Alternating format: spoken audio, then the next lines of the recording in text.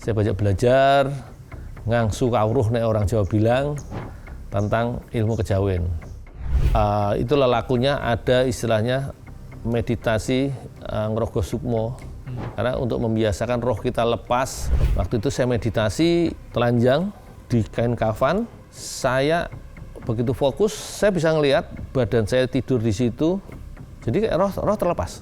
Saya maju menghadapi makhluk astral yang makhluk roh tersebut. Saya datang, saya cuma angkat tangan. Di dalam nama Yesus, terus hancur. Tiba-tiba saya masuk sebuah lorong yang gelap. Sebuah lorong yang gelap, hitam semua. Di kejauhan, saya ngelihat sosok yang putih, yang bersaja dengan wajah yang bersinar. Itu benar-benar bersinar. Hati saya ngomong itu Yesus. Saya teriak, Yesus, Yesus, Yesus, aku ikut. Sampai saya datang, saya tersungkur, Yesus, Yesus, aku ikut. Tapi beliau, dia cuma noleh, belum saatnya. Saya Heru Gudul, sampai saat ini masih pegang peran sebagai host program Jejak Si Gundul Trans 7. Jadi sampai saat ini baru masuk tahun ke-19. Saya produk dari keluarga yang broken. Karena kesibukan orang tua saya, bapak saya pejabat, ibu saya seorang bisnis yang lumayan besar, bisnis antar pulau ya. Bapak saya seorang anggota dewan 4 periode. Nah, itu yang membuat waktu mereka terhadap anak-anak tidak ada, bukan cuma kurang tapi tidak ada, sehingga saya produk anak yang kurang perhatian orang tua dan akhirnya mencari perhatian di jalan. Ya, bukan cuma kenakalan remaja sampai akhirnya bablas lanjut. Saya hidup di jalan, nek ndak duwe lambaran, ngrekoso. Saya dulu teman-teman saya belajar silat, pokoknya untuk bertahan hidup. Saya pikir dengan kemampuan silat dan lain sebagainya, kemampuan seberapa sih? Tapi dengan ilmu-ilmu zaman dulu, ya nyun sewu dengan tepuk, kita bisa mengalahkan 10-15 orang dengan tenaga dalam, dengan aji-aji. Akhirnya saya berburu dengan ilmu-ilmu kanuragan, ilmu-ilmu lawas. Waktu itu saya kerja di Survey Underwater. Survey Underwater itu pertolongan bawah laut. Dok kita di Teluk Jakarta, kantor di Cilincing. Waktu itu saya dapat piket tugas di Tongkang.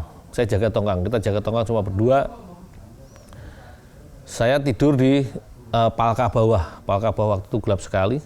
Tuhan kasih saya mimpi. Di situ saya melihat kakak kandung saya bersama teman-temannya ada 13 orang. Itu ya dulu teman satu perguruan dengan saya. Mereka lagi bertarung dengan sosok gaib.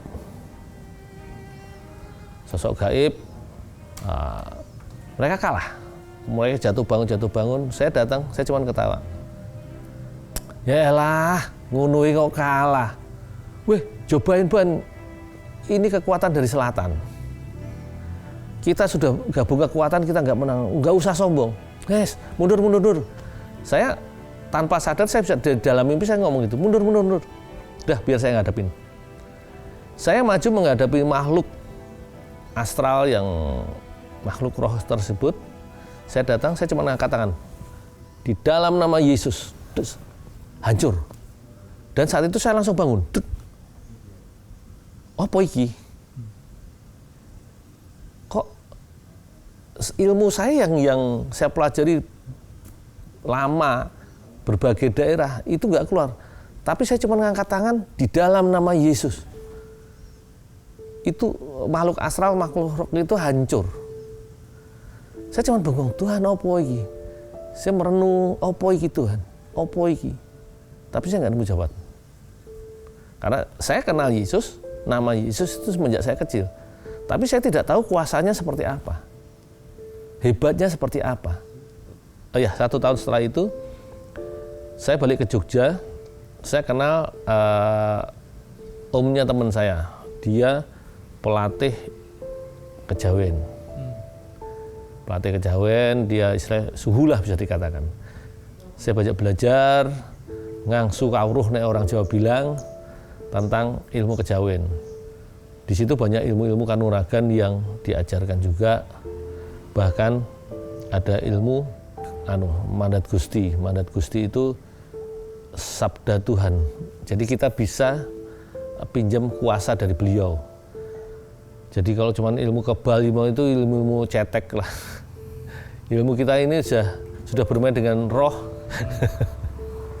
Bahkan kita bisa menyerang orang yang ada di ratusan kilometer hanya dengan membayangkan, diselentik bisa, dengan membayangkan, dengan apapun yang kita bayangkan, apa yang kita fokuskan di alam roh, itu kita bisa lakukan di alam roh dengan lelaku yang lumayan berat, karena itu ilmu yang luar biasa.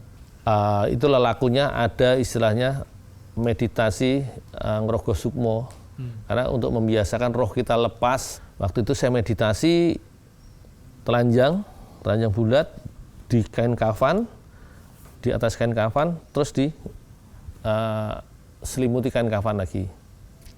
Waktu meditasi itu saya begitu fokus, saya bisa ngelihat badan saya tidur di situ. Saya ngelihat orang-orang di situ, jadi roh terlepas. Tiba-tiba saya masuk sebuah lorong yang gelap, hitam semua. Setelah lorong hitam gelap, saya tanya, Tuhan apa itu Tuhan? Lorong waktu. Di hati saya ada ngomong lorong waktu. Oke Tuhan. Baru saya ngomong, oke Tuhan. Tiba-tiba saya muncul di satu area yang begitu indah, sebuah taman yang indah banget. Dan di situ saya ngelihat dari kejauhan itu ada istana emas, tapi dengan benteng yang kuat emas semua. Tiba-tiba datang kereta emas. Kereta emas dengan kuda putih datang dan pintu terbuka. Saya masuk aja. Saya dibawa masuk ke dalam istana emas. Nah, di dalam istana emas itu saya melihat di dalam itu ada dua dunia. Jadi sebelah kiri itu ada dunia api. Dunia api itu ada banyak makhluk dengan berbagai wujud. Mereka sedang bermain api. Ada yang terbakar tapi tidak mati dan lain sebagainya. Ya kalau ada cerita-cerita lama yang disebut neraka gitu ya. Nah, di sebelah kanan itu ada dunia awan. Itu orang-orang di situ, baik anak kecil, orang tua, semua pakai baju putih-putih. Mereka hidup di antara awan-awan putih gitu. Di situ nanti saya ngomong surga. Nah, di tengah itu ada jalan. Di kejauhan saya ngelihat sosok yang putih yang bersahaja dengan wajah yang bersinar. Itu benar-benar bersinar. Hati saya ngomong itu Yesus. Saya teriak, Yesus, Yesus, Yesus, aku ikut. Saya lari menyeberangi jalan itu, Yesus, Yesus, aku ikut. Sampai saya datang, saya tersungkur, Yesus, Yesus, aku ikut. Tapi beliau, dia cuma noleh, belum saatnya. Enggak, aku ikut Yesus, aku ikut. Dijawab, belum saatnya. Oke Tuhan Yesus, kalau belum saatnya, antar aku pulang. Nah, dari situ tiba-tiba saya sadar, dari meditasi itu sadar, klep, dunia itu semua hilang. Dan saya kembali lagi di tubuh saya. Dan di situ sudah banyak orang ngumpul di sekitar jasad saya dan berbagai ada bahkan Maha Guru juga ada di situ. Karena pada saat itu ternyata itu sudah jam 4 pagi. Saya meditasi dari jam 7 malam. Atau sudah jam 4 pagi dan mereka itu kehilangan jejak spiritual saya. Jadi roh saya hilang. Jadi begitu masuk lorong waktu, kemudian masuk ke alam Firdaus, itu sudah beda alam. Mereka nggak bisa mendeteksi roh saya. Sampai guru-guru, pelatih-pelatih, Maha Guru didatangkan untuk mencari roh saya, untuk menarik roh saya. Nah, di situ saya sadar cuman, ada satu damai sejahtera, ada satu sukacita. Saya ketemu Yesus. Tapi kenapa kok belum waktunya saya ikut Yesus? Setelah itu saya ke Kalimantan, saya berpetualang ke Kalimantan, saya mencoba untuk berlatih survival, dan karena saya punya bekal yang lumayan, bekal dalam arti bekal spiritual, ya gung liwang-liwong alas kayak gitu nggak ada takutnya. Banyak permasalahan di hutan ya, kayak spirit-spirit nggak berani nongol, tapi ada satu kejadian yang benar-benar itu membekas. Jadi sebelumnya banyak juga sih yang nginjilin saya, nginjilin untuk datang Tuhan, kamu itu orang berdosa, mainan gaib, mainan gitu. Apa sih Tuhan? Nggak ada. Di era itu adalah era saya ngambang. Tuhan itu apa sih sebenarnya? Kenapa saya hidup? Karena kehidupan saya jujur aja. Kehidupan yang hidup yang enggak. Karena kita, ya tahu sendirilah. Kita hidup di jalan, hidup di dunia seperti itu. Kadang-kadang kalau kita sendiri, kita kayak hidup di tepi jurang. Salah langkah sedikit masuk jurang. Salah sedikit kita tusuk orang. Salah sedikit kita tembak orang. Saya sebenarnya, Tuhan, kenapa tuh aku kok hidup tuh apa tuh? Kok kayak gini? Hidup gak ada apa-apa. Ya bayangin aja, kita hidup di dunia hitam. Secara otomatis orang-orang dekat kita malu. Bapak saya malu ngaku. Bapak saya pejabat. Anaknya bajingan. Pengedar narkoba. Ibuku isin, saudara-saudara dari mereka semua malu semua. Jadi setiap saya kumpul di arisan terah, ini pengacau, ini penjahat, ini preman teko. Akhirnya secara psikologis ini kan, mungkin di mulut saya ngomong bodoh amat, tapi secara psikologis kok gini sih? Sampai akhirnya teriak, Tuhan, buat apa sih aku hidup? Ngopo? Aku hidup kok kayak gini. Nah, baru setelah itu saya pulang dari Kalimantan, main ke rumah temen pergi. Terus ibu datang. Ibu datang ngobrol, nginjili saya. Basi ibu. Karena setiap saya ke sana, kalau temennya nggak ada, yang nemen ibu selalu nginjili, basi. Akhirnya saya kesel toh. Gerejamu mana tuh Bu? Sok tak datang. Dalam hati saya, delok ke esuk. Aku tak takon nang gerejamu, tak delok pengajaranmu kaya apa, tak ida-ida kowe. Itu mau saya, tapi Tuhan berkata lain. Nah, Minggu saya ibadah, saya datang. Sebelum saya datang saya udah disambut di luar gereja. Wah, Wit, datang juga kamu? Ya, datang. Saya duduk depan sendiri. Dalam arti,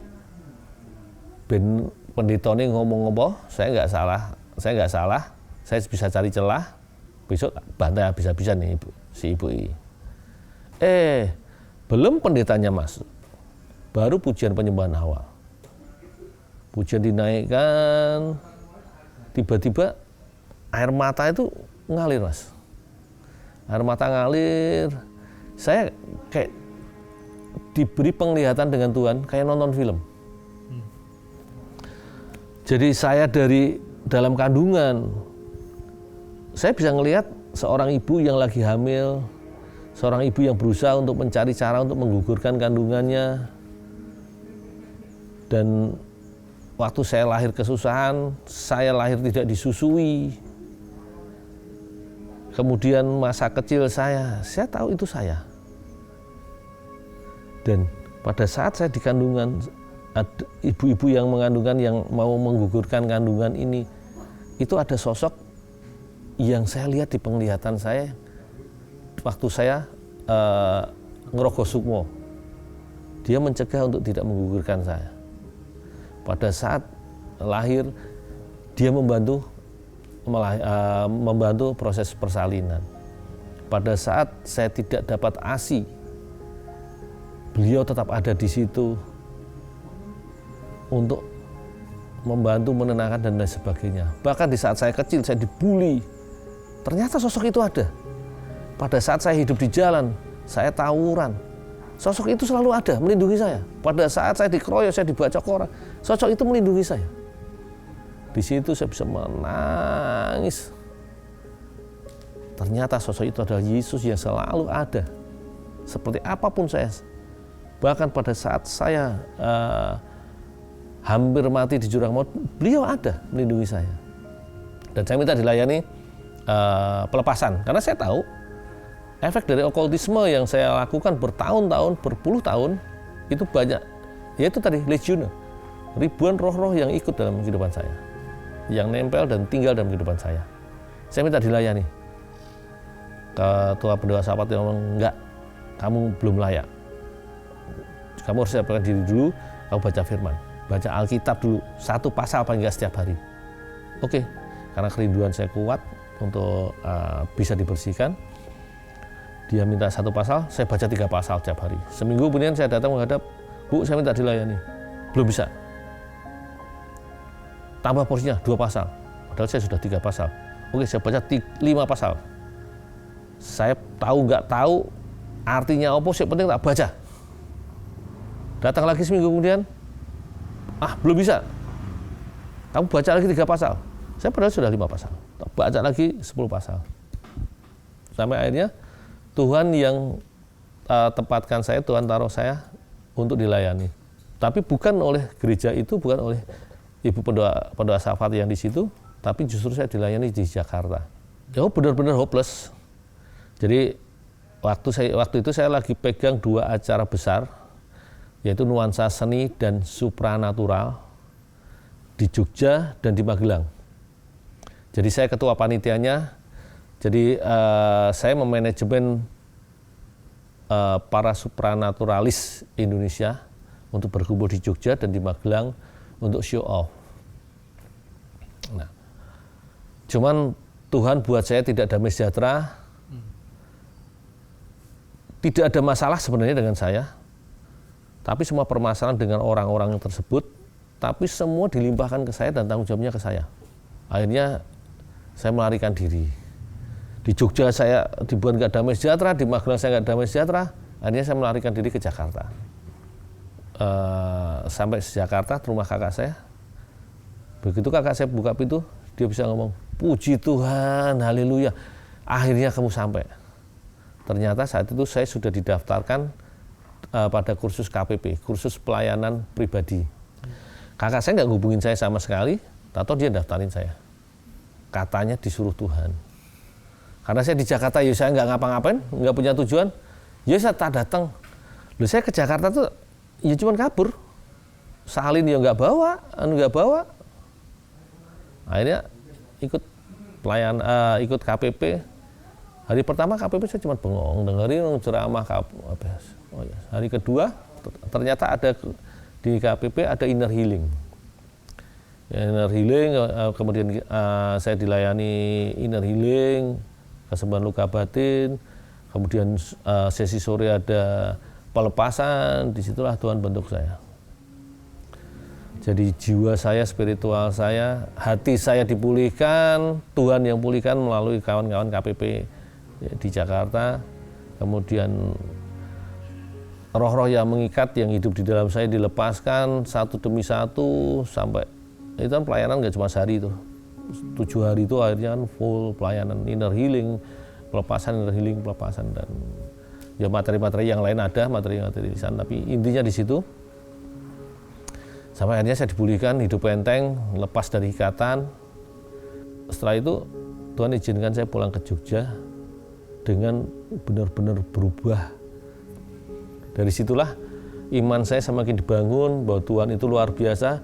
Ilmu-ilmu yang saya dulu kejar, bahkan yang tadi mandat Gusti tadi, saya bisa dapatkan di dalam nama Tuhan Yesus. Jadi ilmu yang tertinggi memang di dalam nama Tuhan Yesus. Kita bisa lakukan apapun. Kita bisa lakukan semua perkara-perkara besar di dalam nama Tuhan Yesus. Jadi akhirnya, ya itu, ilmu-ilmu saya buang semua itu nggak ada ruginya. Primbon tak bakar semua. Bahkan koleksi-koleksi saya keris, dulu jujur aja 2 kamar. Koleksi saya keris, tombak, pusaka, yolo, semua barang-barang antik Sebagian ada yang tak bakar, sebagian tak buang ke sumur. Dan anehnya pada saat musim kemarau kering saya gali sumur untuk memperdalam, tidak ada satupun yang tertinggal. Mau batu akik, keris, kan tak buang ke sumur. Logikanya ada toh bangkai ini, nggak ada sama sekali. Dan dari situlah saya mulai berjalan di dalam pelayanan. Saya mulai membentuk tim. Waktu itu rumah pujian, saya bersama rekan-rekan untuk kita memuji Tuhan, ya kayak jemaat mula-mula lah. Kita muji Tuhan bareng, ada yang datang, kita layanin, bahkan kita juga datang ke rumah-rumah untuk mendoakan orang sakit, bahkan kita sering bawa pulang orang gila, kita layani di situ, dan puji Tuhan ada kesembuhan. Kita melayani, ya seperti Tuhan suruh ke kiri, kita ke kiri, Tuhan suruh ke kanan, kita ke kanan. Sampai pada akhirnya Tuhan suruh saya untuk lepas dari tim pelayanan dan melayani di Trans 7 sampai sekarang. Saya di Trans 7 itu bukan pekerjaan sekuler, walaupun secara kasat mata kerja duniawi, tetapi itu adalah ladang pelayanan saya yang Tuhan taruh atau Tuhan tempatkan saya di sana. Saya ada di Trans 7 itu tidak kebetulan, saya ada di program petualang yang dari desa ke desa, dari kota ke kota, bahkan dari satu bangsa ke bangsa. Tapi Tuhan mau saya melayani di situ untuk berdoa bagi daerah-daerah, bagi desa-desa dari kota-kota, bahkan bangsa-bangsa. Saya bisa hidup sekarang ini karena Yesus. Bahkan kehidupan keluarga saya selalu tanamkan, tanpa Yesus bukan apa-apa. Istri saya dari seberang. Kehidupan kita dulu jujur, sebelum sekarang, dulu kita nggak punya apa-apa. Bahkan saya sempat, walaupun saya sudah di dalam Tuhan, saya lepas dari pelayanan, tahu sendiri, kita pelayanan bukan kerja sekuler, dapat topo, itu dapat berkat rohani. Begitu Israel Tuhan beri saya pendamping, saya nggak punya kerjaan, Mas. Akhirnya saya sempat dari SD ke SD jualan tempura, jualan tempura sosis yang cuma 500 rupiah per pieces. Kesana kesini naik sepeda, istri saya ngendong bayi, ngendong anak, ngeterke gasnya habis, ngeterke minyak. Kita benar-benar dari bawah. Tapi karena Yesus, kita berpegang pada Yesus, semuanya dicukupkan. Bahkan berlimpah. Jadi kenapa saya harus malu mengaku Yesus sebagai Tuhan dan Juru Selamat saya? Ya. Dijauhkan itu dari kehidupan saya. Justru saya harus bersaksi bahwa Yesus itu luar biasa atas hidup saya, atas hidup kamu, atas hidup kalian semua.